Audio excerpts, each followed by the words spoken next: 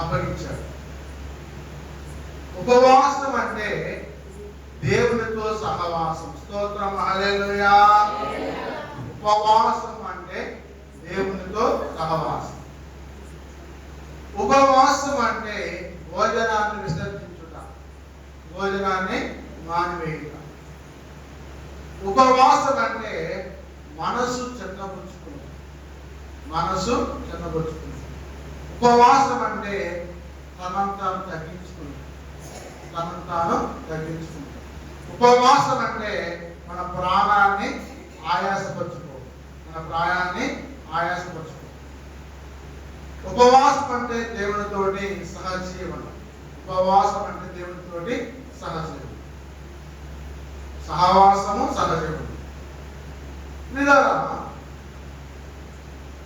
మత్తయి సువార్తలో 4వ అధ్యాయంలో 1 నుంచి 14 వచనాలు ఉన్నాయి, చదువుకుందాం. మత్తయి సువార్త 4వ అధ్యాయం 1 నుంచి 10 దాకా వచనాలు చదువుకుందాం. గంటపాడి పదవి కోసం ప్రార్థిస్తున్నాం తండ్రి, వారికి అవసరం తీసుకున్నాం ఆయన. ఆమేన్. మత్తయి సువార్త 4వ అధ్యాయము 1 నుంచి 10 దాకా, 1 నుండి 10 దాకా చదవండి. అప్పుడు యేసు శోధింపబడుటకు ఆత్మ వలన అరణ్యంలో కొనిపోబడెను. 40 దినములు 40 రాత్రులు ఉపవాసం ఉండి పిమ్మట ఆయన ఆఖరి కనుక ఆ శోధకుడు ఆయనకు వచ్చి, నీవు దేవుని కుమారుడైతే ఈ రాళ్ళు పెట్టదన్నట్టు ఆజ్ఞాపించమని అందుకు ఆయన, మనుష్యుడు రొట్టెల మాత్రమే కాదు కానీ దేవుని నోటి నుండి వచ్చి ప్రతి మాట వలన జీవించదు అని రాయబడి ఉందని చెప్పారు. అంతటా అపవాది పరిశుద్ధ పట్టణంకు ఆయన తీసుకొని పోయి దేవాలయ శిఖరమున ఆయన నిలవబెట్టి, నీవు దేవుని కుమారుడైతే ఎందుకు దూకుము అని ఆయన కూర్చి తన దూతలు ఆజ్ఞాపించును. నీ పాదం ఎప్పుడైనా రాత్రి తగ్గకుండా వారు నిన్ను చేతులతో ఎత్తి కొందురు అని రాయబడి ఉంది కదా, చెప్పాను. అందుకు యేసు, ప్రభు అయిన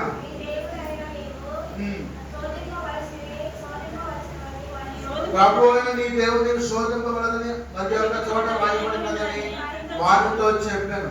అలా అపవాది మీరు ఎత్తైన కొండ మీదకి ఆయన తొలగిపోయి పోయి ఈ లోక రాజ్యాలన్నింటినీ వాటి మహిమను ఆయనకు చూపి, నీవు సాగిలపడి నాకు నమస్కారం చేస్తున్నా వీటన్నింటినీ నీకు ఇచ్చిందని ఆయనతో చెప్పగా, యేసు వారితో, సాతానా ప్రభు అయిన నీ దేవునికి వ్రతి ఆయన మాత్రమే సేవింపగల. స్తోత్రం, హల్లెలూయా. చూడండి, యేసు ప్రభు వారి లోకంలో 33.5 సంవత్సరాలు జీవించారు. 3.5 సంవత్సరాలు పరిచర్య జరిపించారు.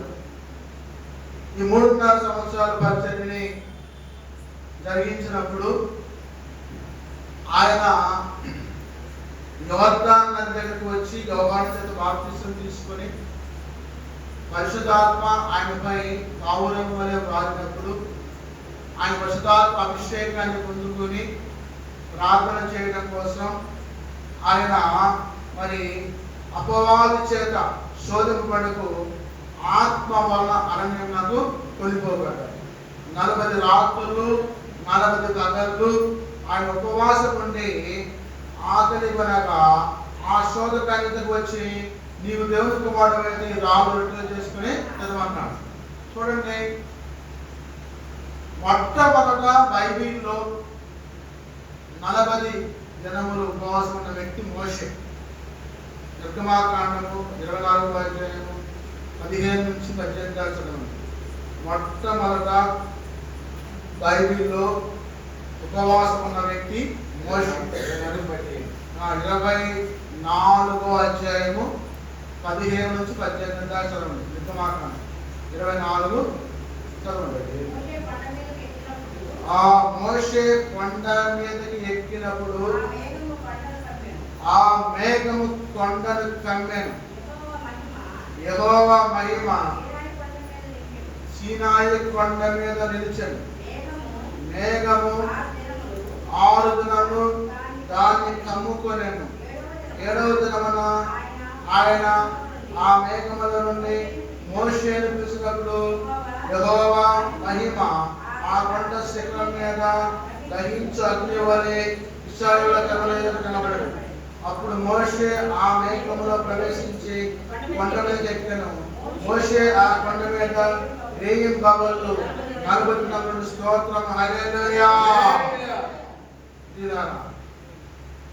ఇప్పుడు అర్థమైందా ఉపవాస దినాలు బైబిల్లో ఎందుకు ప్రారంభించబడ్డాయంటే ఇశ్రాయేలు యొక్క క్షేమం కోసం, ఇశ్రాయేలు యొక్క క్షేమం కోసం, కట్టుబాటు కోసం, నియమాల కోసం, నిబంధనల కోసం. వారు ఐగుప్తు దేశంలో 400 సంవత్సరాలు దాస్యత్వం చేసి మోషే చేత విడిపింపబడి అక్కడ అద్భుతాలు, దేవుడు కొన్ని అద్భుతాలు చేశాడు.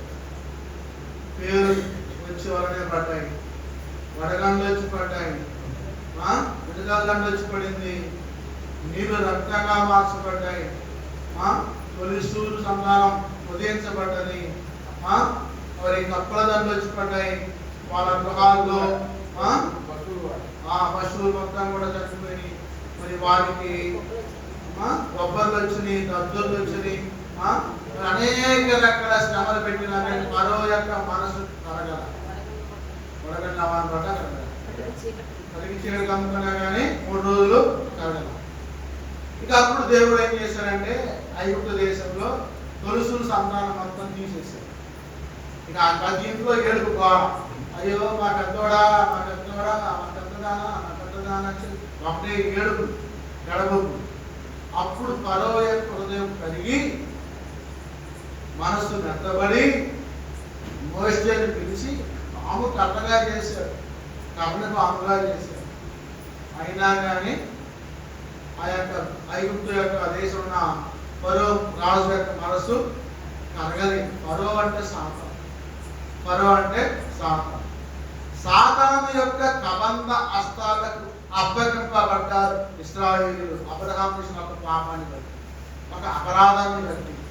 ఏంటంటే ఆయన మేకను వధించాడు, పశువుని వధించాడు, పక్షులను వధించాడు, కావుల పిల్లలను గువ్వ పిల్లని వధించాడు.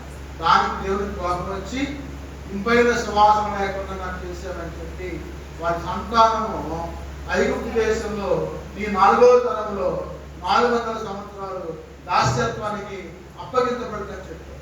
4వ తరం అంటే అబ్రహాం, ఇస్సాకు, యాకోబు, యేసేపు. యేసేపు తర్వాత ఉన్న సంతానం, యేసేపు తర్వాత ఉన్న సంతానం. ఇక దాస్యానికి అప్పగించబడి వారి యొక్క తొలుసులు సంతానం చనిపోతే వారిని తీసుకొని మోషే వచ్చారు. 6 లక్షల కాల్పాలంతో, 6 లక్షల కాల్పాలంతో తీసుకొచ్చారు. మరి ఎర్ర సముద్రం ఎదురుగా ఉంది. మళ్ళీ ఆ ఫరో మనసు కఠినమైపోయింది. వాళ్ళ సైన్యాన్ని పంపించి వాళ్ళు పట్టుకోవడానికి అని చెప్పి పంపించారు. గుర్రాలు, గాడిదలు, ఒంటెలు, అన్ని ఏనుగులు మొత్తం వచ్చి పడుతున్నారు. వాళ్ళందరూ కూడా హనుమాను చూస్తే టక్క టక్క టక్క టక్క సౌండ్ అవుతుంది. ఏంటంటే మర్చిపోవాలి. 6 లక్షలు చిన్నపిల్లలు, పెద్దోళ్ళు, ముసలోళ్ళు, ముతకోళ్ళు మొత్తం వచ్చి ఆ ఒడ్డును కూర్చొని ఏమయ్యా మోషే, ఐగుప్తులో మాకు సమాధులు ఎవరుకున్నావా? దిక్కు 2 సార్లు తీసుకొచ్చి ఈ యొక్క ఎర్ర సముద్రం ఒడ్డు చంపేస్తున్నావా అని మోషేని దుమ్మెత్తుకోస్తున్నారు. ఎవరు? ఇశ్రాయేలు, ఇశ్రాయేలు దేవుని యొక్క బిడ్డలు. అప్పుడు మోషే కన్నీరు కాచి మోకాలు వేసి తన చేతిలో ఉన్న కర్రను తీసుకొని ప్రార్థన చేస్తున్నాడు. దేవుడు మోషేతో మాట, మోషే నీ చేతిలో ఉన్న కర్రను చాపు, సముద్రం వైపు చాపు. నేను సముద్రాన్ని 6 నేలవలే చేస్తా, ఆ పక్క ఈ పక్క గొడవలా చేస్తా, 6 నేలని నడిచిపోతారని చెప్పి దేవుడు మాట్లాడు. స్తోత్రం హల్లెలూయా. ఎప్పుడైతే దేవుడు మాట్లాడాడు అప్పుడు సముద్రంలో పాయలైపోయింది. ఆ పక్క ఒక గోడ, ఈ పక్క గోడ, మంచు గోడ, మంచు కొండలాగా అయిపోయింది. ఆ మంచు కొండలు ఇంతలా తిమింగలాలు, చేపలు, తాబేలు మొత్తం ఆ సరి ఆపన్న చూస్తా ఉన్నాయి, కానీ కదల్లా మెదడు మంచు కదా గడ్డగట్టేసి ఈ తెల్ల తెల్ల మొత్తం గాడిపోతున్నారు. ఈ కొయ్య పిల్లలు మామూలు కలుగా ఒకడు ఏం చేస్తున్నాడు, కడపలు తీసుకొని ఆ చేప ఇట్ట పెడుతున్నాడు, మంచు గడ్డలు. ఒకడే తాబేలు పెడుతుంది, ఒకడేమో చిన్న చేపలు పెడుతుంది, పెద్ద చేపలు పెడుతుంది, రకరకాల దోహ చేస్తున్నారు. చిన్నగా వాళ్ళు ఆ ఎర్ర సముద్రంలో బాగాలేనప్పుడు దాటి ఒడ్డుకిచ్చారు. స్తోత్రం హల్లెలూయా. ఫరో సైన్యం వచ్చేసింది, ఎర్ర సముద్రంలో దిగారు. దిగడంతో నాకు ఎవరు కూడా ఆ నీటిని నీరు ఆ యొక్క మంచుని నీరుగా మార్చి మొత్తం సముద్రాన్ని మూసేసారు. స్తోత్రం హల్లెలూయా. వాళ్ళందరూ గుర్రాలు, కాల్పులము, సైన్యము, రథాలు మొత్తం కూడా ఎర్ర సముద్రంలో మునిగిపోయి చనిపోయారు. ఇప్పటికి కూడా ఎర్ర సముద్రంలో మరి పరిశోధన చేస్తుంటే ఆ గుర్రాల యొక్క ఎముకలు, మనుషుల యొక్క ఎముకలు, గుర్రాల యొక్క రథాల చక్రాలు, వాళ్ళ కిరీటాలు మొత్తం కూడా ఉన్నాయంట. స్తోత్రం హల్లెలూయా. అంటే బైబిల్ సత్యవంతమైన గ్రంథం, జీవ గ్రంథం. శ్రీరారా ఇక అప్పుడు మోషే గారు తీసుకొని వీళ్ళని ఒడ్డుకి ఇచ్చాడు. ఒడ్డుకి వస్తే మరి ఆ అరణ్యంలో నడుస్తున్నారు. అయ్యా మోషే కింద తీసుక పైన అంట, మా పరిస్థితి ఏంటన్నారు. మళ్ళీ ప్రార్థన చేశారు. పగలు మేఘస్తంభం వచ్చింది, రాత్రి అగ్నిస్తంభం వచ్చింది. స్తోత్రం హల్లెలూయా. వాళ్ళు నడుస్తూ ఉంటే వాళ్ళ పైన ఏసీ వాతావరణం, చల్లగా మేఘస్తంభం పడి ఆ ఏసీ వాతావరణం నడుచుకుంటున్నారు. మేఘం ఆగి వాళ్ళు ఆడుతున్నారు, గుడారం వేసుకుంటున్నారు, అక్కడ నివసిస్తున్నారు. స్తోత్రం హల్లెలూయా. ఇంకా గుడారం వేశారు, పొద్దుకింది, అగ్నిస్తంభం వచ్చి నిల్చుంది. వాళ్ళు అంటారు, ఈ అడారిలో ఎంతమందికి అన్నం ఎక్కడ తెచ్చి పెడతామని మమ్మల్ని తెచ్చి పెట్టావు నువ్వు. ఎన్ని బస్తాలు పొద్దుపెట్టి కావాలి, ఎన్ని పొయ్యిలు కావాలి, ఎన్ని కట్టెలు కావాలి, ఎంతమంది పిండి పిసుకాలి అని మళ్ళీ ఎత్తుకున్నారు రగడ. మళ్ళీ మోషే మొక్కలు ప్రార్థన చేస్తే, మోషే ఉదయమున సాయంత్రమున వారి పాలక వద్ద నేను మన్నా చూపిస్తా, కొత్తిమీర గింజలు లేకుంటుందని దాన్ని ఏరుకొని ఈ రోజు ఆహారం అడిగించి వెళ్ళిపోతానని చెప్పు. ఎక్కువగా తీసుకొని దాచుకుంటే అది పురుగు బట్టి వాడుతుంది, పురుగు బట్టి వాడుతుంది. వెళ్ళారు, మానికలతో ఉంచుకున్నారు. ఆ యొక్క కొత్తిమీర గింజల్ని ఆహారం తీసుకొని తీయంగా పొలంగా చప్పచప్పంగా ఉన్న ఆహారాన్ని దేవదూతల గురించి ఆహారం తీసుకొస్తారు. స్తోత్రం హల్లెలూయా. ఉదయం సాయంత్రం భోజనం చేస్తారు, మన్నాలు అంటున్నారు, భుజిస్తున్నారు, ఆహారం తీసుకుంటున్నారు, నడుస్తున్నారు. మన్నా బాగానే ఉందిలే కానీ మంచిది ఏం తాగేం. పైన ఎండ, కింద ఇసుక కాలిపోతుంది, నెలగా పెడసొచ్చేస్తుంది. మంచినీళ్ళు కావాలన్నాడు. మళ్ళీ ప్రార్థన చేస్తే దేవుడు మాట్లాడాడు, మోషే ఎదుర్కొండ పంట మీద కర్రను ఆనించు, దాని నుంచి నీళ్ళు ఆనందం అంటే ఏం చేసి ఇసుక ఇచ్చారు. కోపం వచ్చి బియ్యం కలిసింది. ఒక పీక తీసుకొని మోసే కోపం వచ్చారు కదా, ఒక పీక పాడతాడు. ఆడ ఏసై అన్నాడు. అంత పెరిగింది ఏసై అన్నాడు, మోషే నా మాటను అతిక్రమించావు, ఆజ్ఞాతిక్రమమే పాపం వల్ల జీవితము మరణం.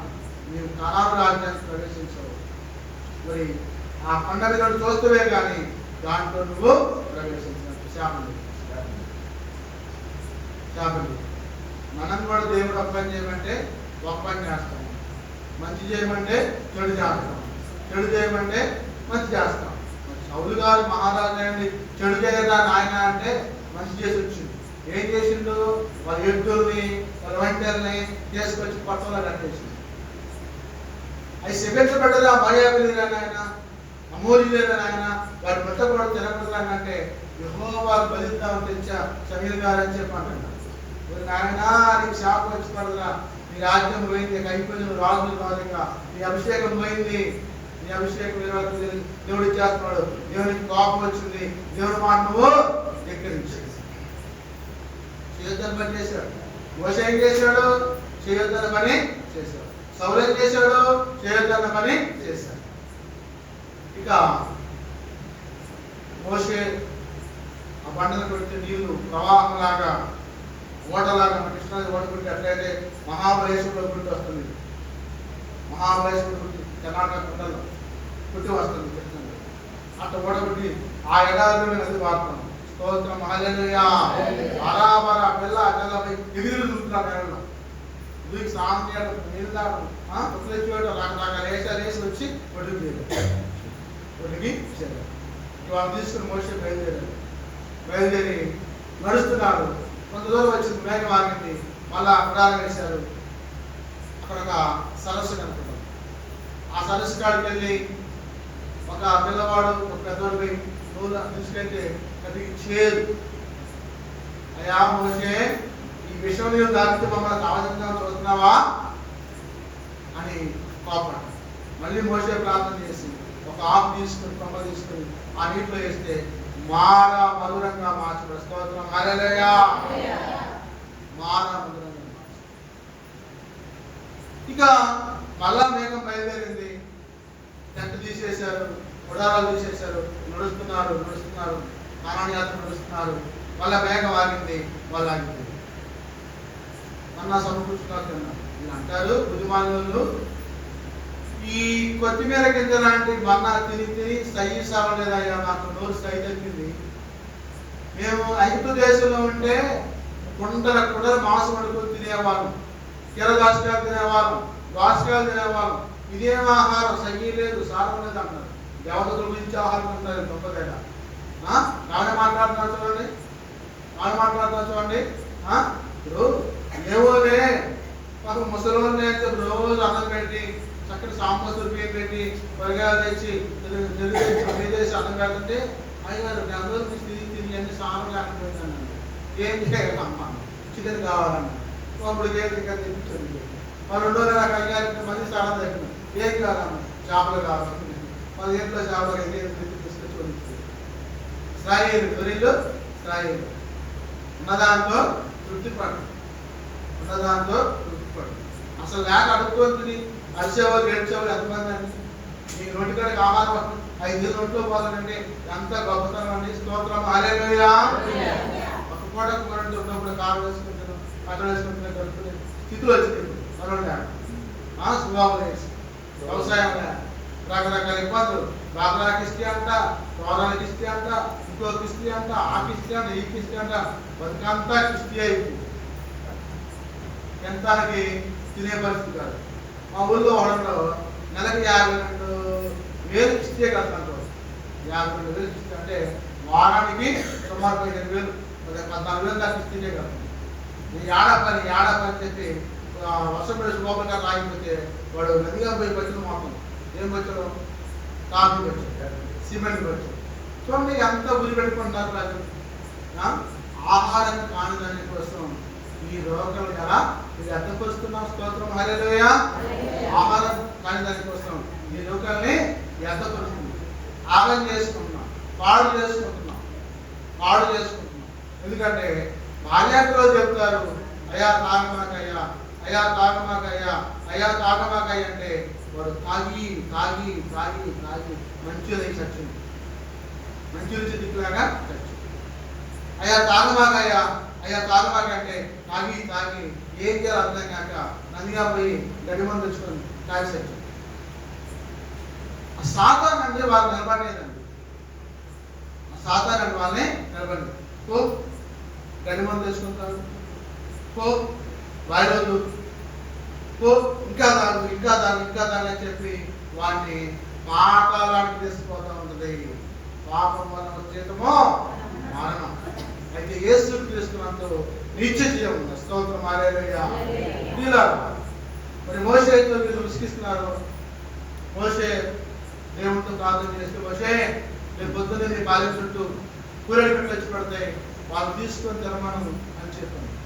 ఇక అంటే పొద్దున్నే బాల్యం చుట్టూ అప్పుడే పెట్టి వచ్చి లెక్కలకి జారేసి పడుకొని చూస్తాను.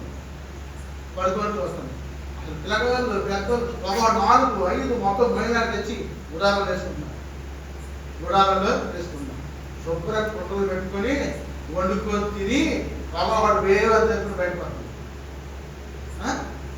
తిండి పోతులకి, త్రాగుబోతులకి, వ్యభిచారులకి పరలోక రాజ్యంలో స్థానం లేదు. ప్రియులారా, ప్రభు మాట్లాడుతున్నాడు. ఇక మాంసం తిన్నారు, హాయిగా ఎంజాయ్ చేశారు. ఆ రాత్రి బాగా వాళ్ళందరూ వాళ్ళలో వాళ్ళు కనుక్కొని వచ్చారు.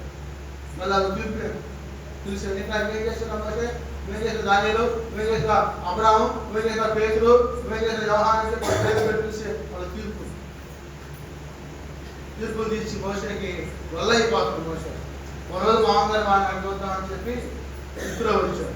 ఏమయ్యా మోషే, 6 లక్షల మంది తీర్పు తెచ్చారంటే అయిపోతావు, నీ జీవితం అంతా 50 మందిని చేసి 50 మందికి ఒక నాయకులు పెట్టమని చెప్పాడు. స్తోత్రం హల్లెలూయా. 50 చేసి 50 మంది నాయకులు పెట్టాడు. మన జగన్మోహన్ రెడ్డి లాగా. జగన్మోహన్ రెడ్డి ఎక్కడ తెచ్చిపెట్టు వాలంటీర్నే బైబిల్లో చూసి 50 మందికి వాలంటీర్ని పెట్టింది. మోషే ధర్మశాస్త్రం వాళ్ళ నాన్ననే 108 మత్తయి సువార్త 10వ అధ్యాయం 8వ వచనం చదవమా. మత్తయి సువార్త 10వ అధ్యాయము 8వ వచనం చదువు. మత్తయి సువార్త 10:8 చదవమా. దేవా దేవా నీకే స్తోత్రము, దేవా దేవా నీకే స్తోత్రము. రోగులను స్వస్థపరచుడి, చనిపోయిన వారు లేపుడి, కుష్ఠ రోగులు శుద్ధులుగా చేయుడి, దైవములను నిలబెట్టుడి, కృష్ణ మార్గంలో జరుగుతుందిగా ఈ స్తోత్రం హల్లెలూయా. అదండి 10:8 అంటే 108. అది 108, అది 108. కాబట్టి మరి దేవుడు బైబిల్లో ఇచ్చిన వాగ్దానాన్ని వాళ్ళ క్రిస్టియన్స్ కాబట్టి మరి 18 ప్రకారం 108 అని చెప్పి వాహనాలు పెట్టి రోగుల్ని హాస్పిటల్కి తోలారు. వాళ్ళ అబ్బాయి ఏం చేసిండు, 50 మందిని అప్రూవ్ చేసి ఒక వాలంటీర్ని పెట్టి వాళ్ళకి కార్డు కావాలన్నా, బియ్యం ఖర్చు కావాలన్నా, పెన్షన్ కావాలన్నా మొత్తం వాళ్ళ ద్వారానే ఇప్పించారు. ధర్మశాస్త్రం సున్నయను అచ్చయను ఒలుగు ఈయన ఆచరించి ఎవరైతే నడుస్తూ ఉంటారో వాళ్ళ జీవితాలంటే పచ్చని సారం కలిగిన. స్తోత్రం హల్లెలూయా. పచ్చని సారం కలిగిన. ఏంటో ఈ ధైర్యం ఎదురు చూసుకోనిరా, ఆయన చూసుకుని యావావన్నా యెహోవా దేవుడు అన్నారు. యావా దేవుడు ఆయన చూసుకుని ఈ లోకంలో నాకు ఆస్తి చూసుకొని కాదు, అంతస్తు చూసుకొని కాదు, ధనం చూసుకుని కాదు, ఘనం చూసుకుని కాదు, మరి యావాను చూసుకుని యెహోవా దేవుడిని చూసుకుని. కాబట్టి ప్రభు నీతో మాట్లాడుతున్నాడు. మోషే వచ్చి 50 గ్రూప్ చేసి ఒక నాయకుని పెట్టాడు. అప్పుడు ఇక 50 మంది అనుకుని వస్తే ఒక నాయకుని కూర్చొని తీర్పు ఈజీ అయిపోయింది. ఇక మోషే ప్రయాణం చేస్తారు. మోషే దగ్గర ఏం చేసినట్టు ఇక ఆయన కొండ మీదకి ఎక్కాడు. ఎక్కినప్పుడు ఆ కొండ మేఘంగా అనుకున్నాం.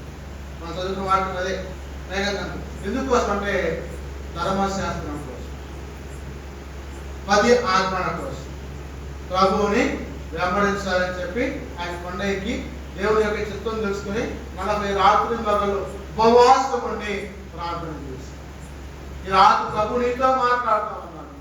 నీ ఉపవాస ప్రార్థన దేనికోసం చేస్తున్నావు ఒకసారి ఆలోచించుకొని నువ్వు ఆ పుస్తకంలో రాయించుకో. ఈ సమస్య నాకు ఈ సమస్య ఉంది. ఈ సంవత్సరం 2025వ సంవత్సరం అక్టోబర్ మాసం 1 నుంచి నవంబర్ 9 తారీఖున 40 రోజుల ఉపవాస ప్రార్థనలో నా సమస్య ప్రార్థనలో పెట్టిందని చెప్పి నువ్వు అడిగి రాయించుకుంటే సమాధానం రాకుండా నడుస్తోత్రం హల్లెలూయా.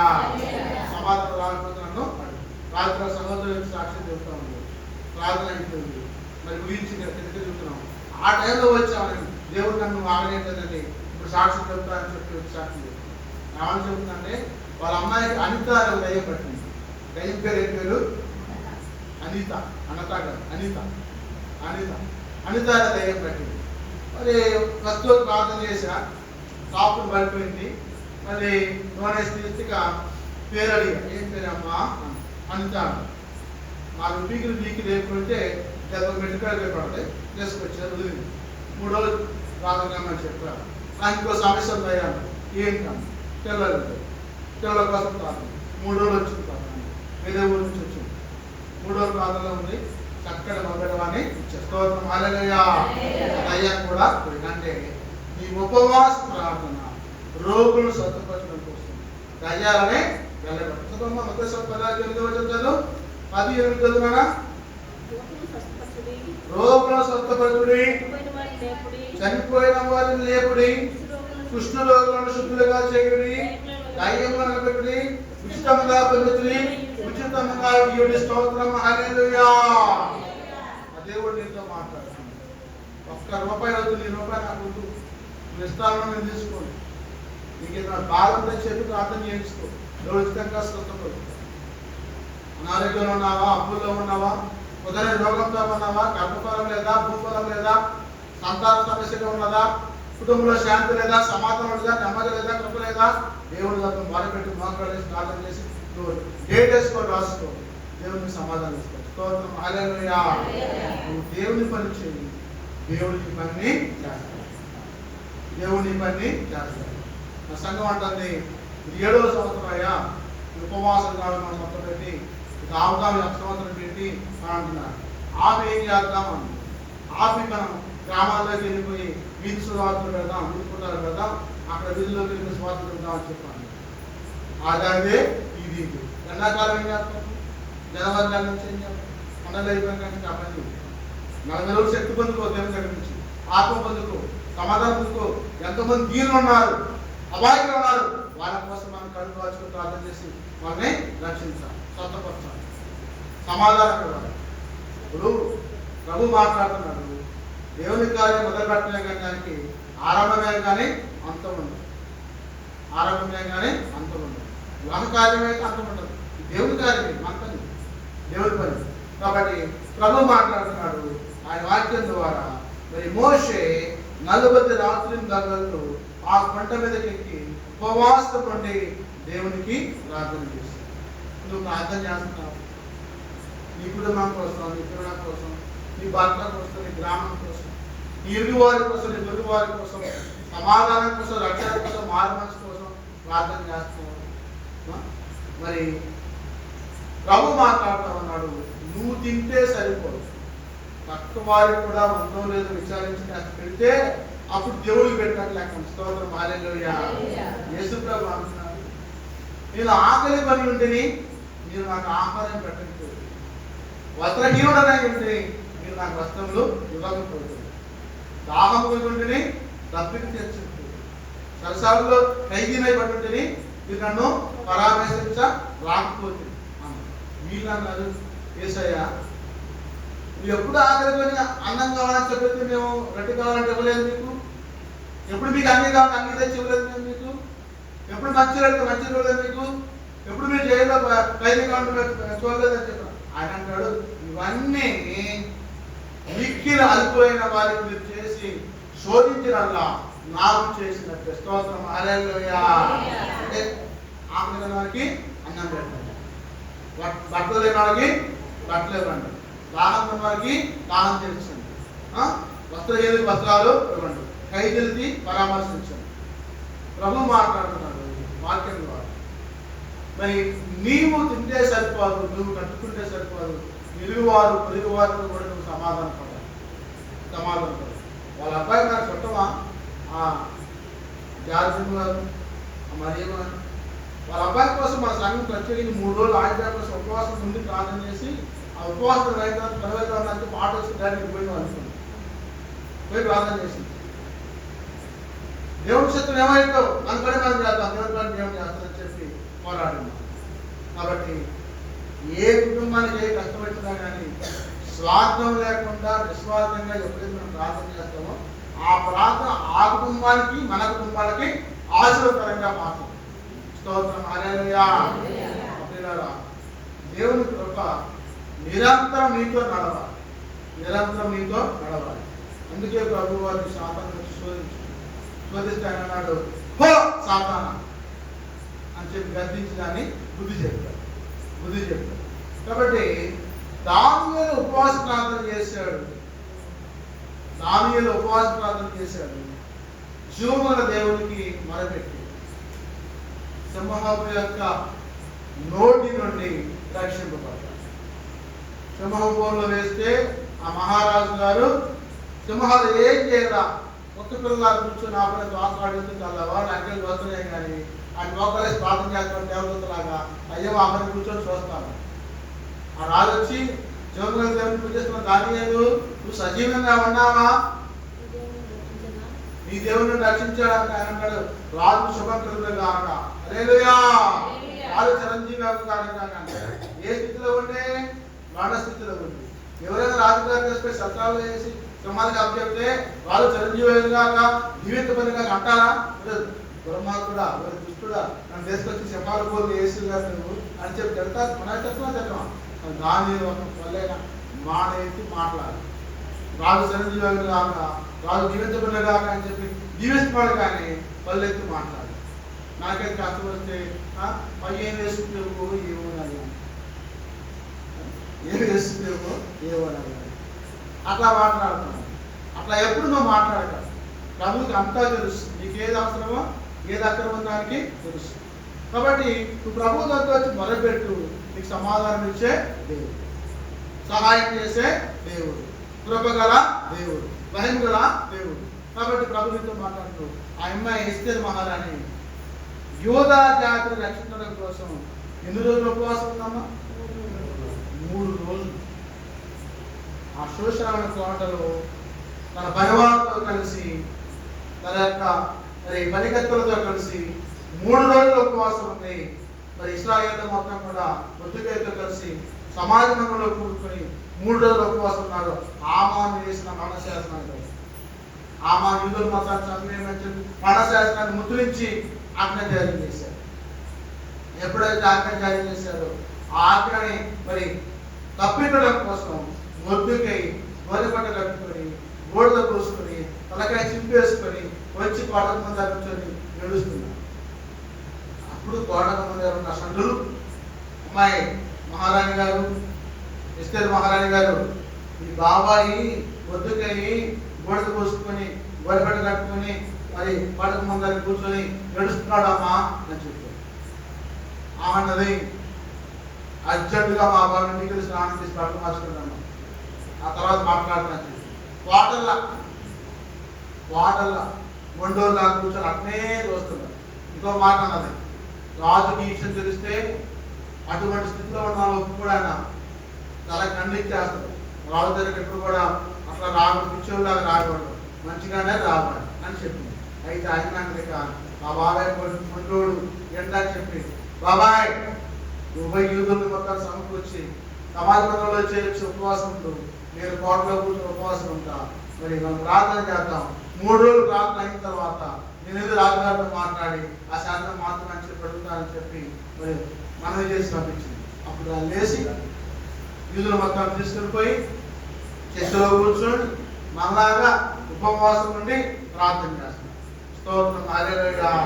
ఈ అమ్మాయి కోటలో కూర్చొని ప్రార్థన 3 రోజులు అయిపోయింది. స్నానం చేసింది, బట్టలు మార్చుకుంది, నగలేసుకుంది, అలంకరించుకుంది. మరి రాజుగారి దగ్గర ఆయన రాక నెలైంది. మరి రాజుగారికి ఏమైందో ఏమో రావట్లేదని చెప్పి ఆయన దిగులుతో అయినా కానీ తన జాతి నశించిపోతుంది, ఆమాను మనశాంతించాడని చెప్పి మరి తెగించి ధైర్యం తెచ్చుకొని తను లేచి వచ్చి ఆ కోట మరి ఆ రాజమహల్లో రాజుగారు కూర్చుంటే ఆడొచ్చి తొంగిపోతుంది. అప్పుడు రాజుగారు చూస్తే ఎస్తేర్ దగ్గర నిలిచిపోతుంది, దేవతలాగా అలంకరించబడి ఉంది, తలుపున నిల్చోబడ్డాడు. అయితే రాజుగారిని తీసుకుని జాపి ఆయన వరకు వచ్చి యూదుల ఆచారం అక్కడ కోట ఆచారం ప్రకారం రాజధాని నిర్వహించారు, ఆ దాన్ని ముట్టుకోవాలి. అది రాజుగారి శాసనం. ముట్టుకున్న తర్వాత అంటాడు రాజుగారు, నీకేం కావాలి?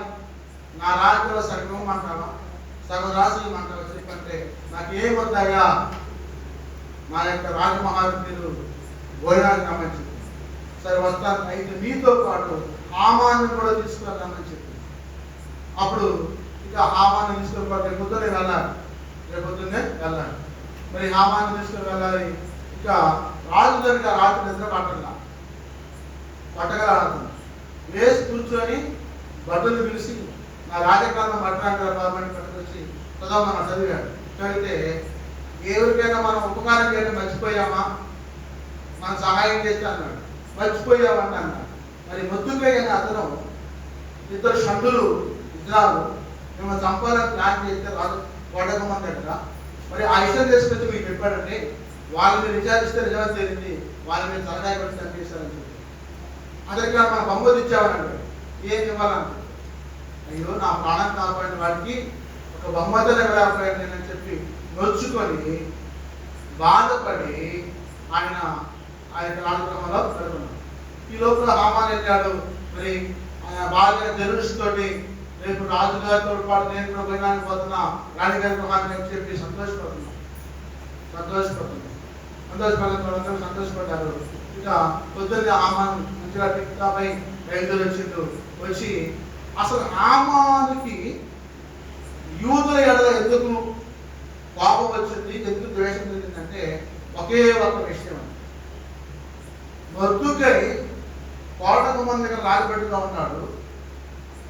అందరూ లేచి నుంచుంటారు, మంత్రులు వస్తారని చెప్పి ఇంట్లో నమస్కారం చేసి తప్పే వస్తున్నారు. ఒక్క మొర్దుకై లేచి నుంచోవడం లేదు, నమస్కారం పెట్టలేదు. అందుకు హామానుకి కోపం వచ్చి అసలు ఇప్పుడు చేస్తే మొర్దుకై మీద ఒక పగ తెచ్చుకోడు, అసలు జాతి మొత్తం మీద పగ తెచ్చుకోవడం ప్లాన్ వేశాడు. ఈ 127 సంవత్సరాల్లో కూసు దేశం నుంచి హిందూ దేశం దాకా ఎవరైతే ఉన్నారో వాళ్ళందరినీ పగ తెచ్చుకోవాలని ప్లాన్ వేసి కన్నడ శాస్త్రాలకి పంపించాడు. చూడండి, చేసిన తప్పెవరు? మొర్దుకై. ఎవరు శిక్షించాలి? మొర్దుకై శిక్షించాలి. కానీ మరి యూదులు మొత్తాన్ని శిక్షించడం కోసం హామాను మరణశాసనం తయారు చేశాడు. బైబిల్లోనండి ఆకాన్ అనే వ్యక్తి ఉన్నాడు. ఒక పాపం చేశాడు. ఒక పాపం చేస్తే ఆయన్ని, ఆయన భార్యని, పిల్లలని, పశువుల్ని మొత్తం కూడా లోయలో తీసుకుని రాళ్ళు చేసి అంటాడు. పాపం చేసింది ఎవరు? ఆకాన్. మరి ఆ పాపాన్ని బలైంది ఎవరు? భార్య, పిల్లలు, పశువులు కూడా బలైపోయారు, చంపేశారు. ఏం చేసింది ఆకాన్ అంటే సెకండ్స్ పడ్డవాడు నొట్ట బాగా ఆయన మన యుద్ధానికి పోతున్నాం, జయించి వస్తున్నాం, వాళ్ళు సెకండ్ పడ్డవాళ్ళు వాళ్ళు బంగారం కానీ వెండి కానీ వస్త్రాలు ముట్ట పడుతున్నాం, మనం విలేజ్ వచ్చేయని చెప్పంటే వీడియో మంచి మంచి వస్త్రాలు బంగారం వెండి హాస్పిటల్ తీసుకొచ్చి గుడాలో పెట్టి వంట తీసిపెట్టి ఈసారి మన యుద్ధానికి పోతున్నారు, ఓడిపోతున్నారు. యెహోషువ లైఫ్ మొత్తం తెల్లారి ఉపవాసం ఉండి ప్రార్థన చేసి వెళుతున్నాడు.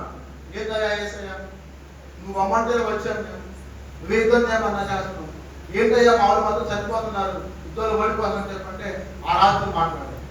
యెహోషువ, నీ గుడారంలో పాపం ఉందయ్యా. నా గుడారంలో పాపం ఏంటయ్యా? అవునా, మీ సైనికుల్లో ఒకడు ఆకాన్ అనేవాడు తప్పు చేశాడు, వాడి వల్లే నీకు ఈ యొక్క శిక్షించుకోవాలి. ఏం చెప్పలేదు దేవుడు, ఏం చెప్పలేదు. ఆయన ఏం చేశారన్న, నేను పొద్దున్న లేసినాను, మరి దండం తీసుకుని ఈ సైనిక మొత్తం చుట్టూ తిరుగు, ఈ దండం వచ్చి ఎవరిదైనా లాగిందో వాడిని పట్టుకొని శిక్షించమని చెప్పారు. దండం వచ్చింది ఆకారం కనిపించే ఆగిపోయింది. ఆగిపోతే ఆకారం అంటే యెహోషువకు మంచి ఇష్టం, బాధ్యత చేస్తాడు అన్నాడు. అయ్యా అక్కడ ఏం చేశాను? చెప్పుకోదేగా మనం అయిపోవాలి, చెప్పకపోతే మనం అయిపోవాలి. ఒప్పుకున్నాడు. అయ్యా విశుద్ధమైన బంగారాన్ని వెండి వస్త్రాలు తీసుకొచ్చి మూడగట్టి గుడాలో పెట్టి దాచిపెట్టాను. గొప్పగా వాడు రోజు మంచి మన మొత్తం చచ్చిపోతున్నారు, ఓడిపోతున్నారా, దేవుడు రాత్రి ప్రార్థన చేస్తే ఈ మాట చెప్పిండ్రా, ఎంత పని చేస్తున్నారో ఆకారని చెప్పి యెహోషువ ఏడ్చాడు. ఎట్లయినా మరి కుటుంబాన్ని పట్టుకుని ఇబ్బంది రోజు పక్కన తిరిగేవారు. ఏం చేసేదంటే మోసే ధర్మశాస్త్రం ప్రకారం రాళ్ళు వేసి చంపుడి అంటారు అందరూ. ఇక భార్యని, పిల్లల్ని, పశువులు తీసుకుని ఆ లోయలో పెడితే రాళ్ళు వేసి అంటారు. చెయ్యండి. ఒక మొద్దుకై పాపం చేస్తే, తప్పు చేస్తే యూదా జాతి మొత్తం చంపమని చెప్పి హామాను ఏం చేశాడు? మరణశాసనాన్ని లిఖించాడు.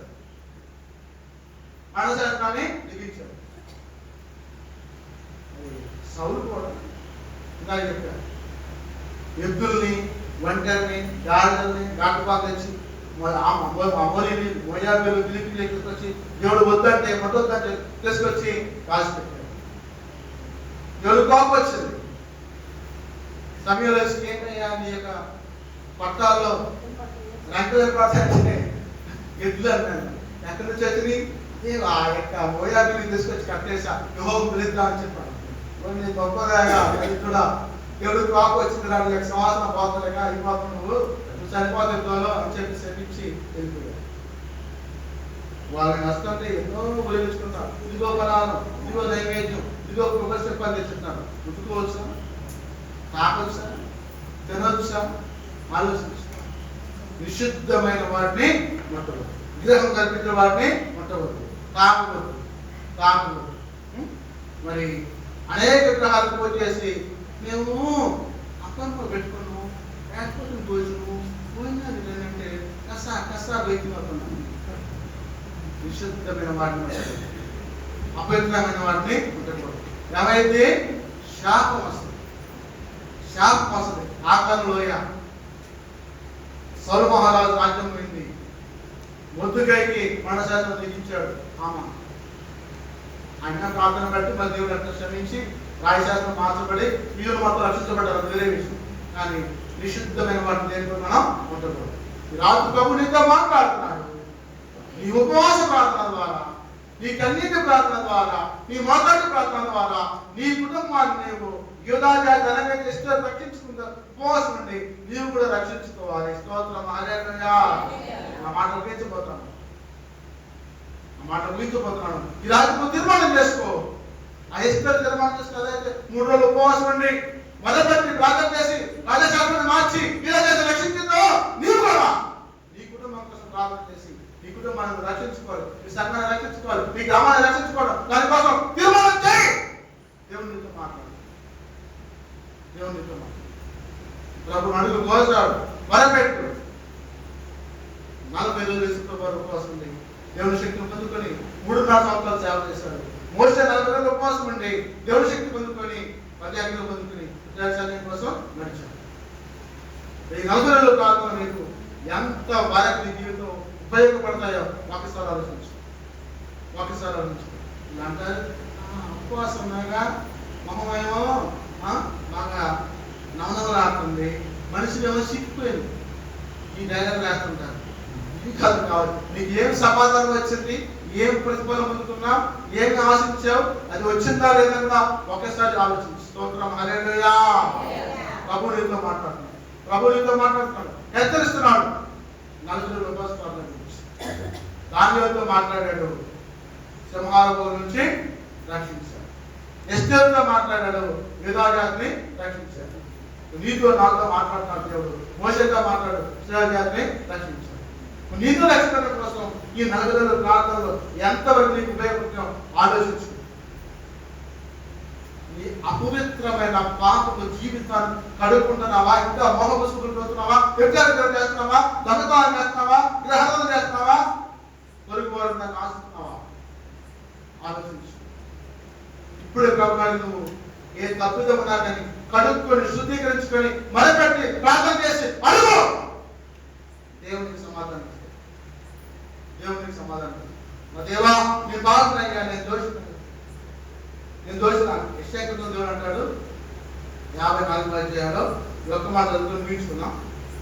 యెషయా గ్రంథం 54వ అధ్యాయం 59వ అధ్యాయం 59 యెషయా గ్రంథం 59 యెషయా గ్రంథం 59వ అధ్యాయం. రక్షింప నెలకొండినట్లు యెహోవా హస్తము కుర్చ కాలేదు, ఇలా నెలకి ఉన్నట్లు ఆయన చెవులు మందము కాలేదు. మీ దోషములు మీకును మీ దేవునికి అడ్డముగా వచ్చెను. స్తోత్రం, హల్లెలూయా. ఆయన రక్షింప నెలకొన్నట్టు ఆయన చెవులు మందం కావాలా, కళ్ళే మూసుకోవాలా, మీ యొక్క దోషాలంట అడ్డు వచ్చిన. మళ్ళా ఉన్నాడు, మీ పాపములు ఆయన ముఖము మీకు మరుగుపరచు కనుక ఆయన ఆలకించుకున్నాడు. మీ చేతులు రక్తము చేతను మీ వేద దోషము చేతను అపవిత్రపరచబడి ఉన్నవి, మీ పెదవులు అబద్ధమాడుతున్నవి, మీ నాలుక కీడును బట్టి మాటలాడుతున్న. స్తోత్రం, హల్లెలూయా. నాలుక కంట్రోల్ చేసుకో, పెదవులు కంట్రోల్ చేసుకో, పాదాలు కంట్రోల్ చేసుకో, చేతులు కంట్రోల్ చేసుకో, హృదయాన్ని కంట్రోల్ చేసుకో. నీ దోషాన్ని, నీ పాపాన్ని దేవుడు క్షమించి నిన్ను విమోచిస్తాడు. ఎందుకంటే నీ ఉపవాస ప్రార్థన దుర్మార్గుల కంటే కట్లు ఎప్పుడు కాడి మనుమగులు తీయడం కోసం, బాధ్యతపడిన వారిని విడిపెట్టబట్టం, ప్రతి కాడి విడగొట్టడం కోసం.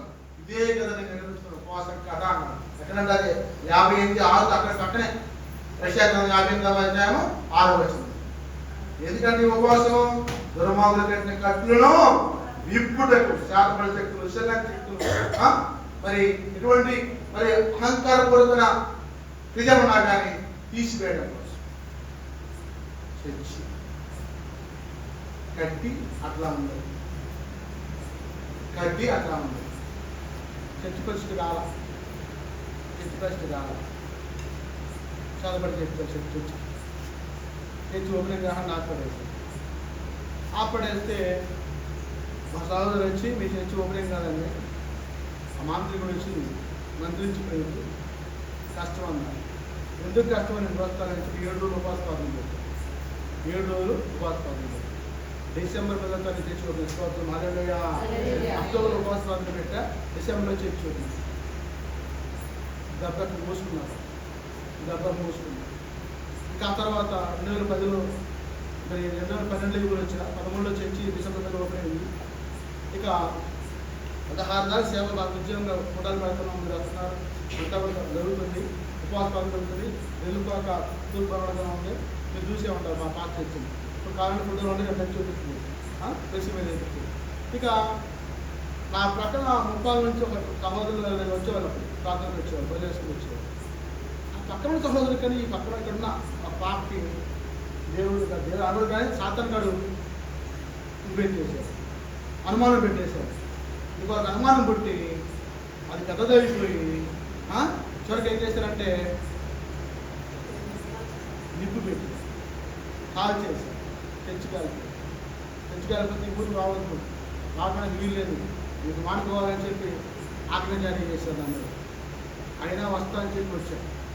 ఎవరు నన్ను ఏం చేయాలి, ఎవరే మాట కాలిన గోడలోనే కూర్చొని ఉపవాసం ప్రార్థన చేశాను. ఆ కాలిన గోడలో నుంచి 200 చర్చి చేసి స్తోత్రం హల్లెలూయా.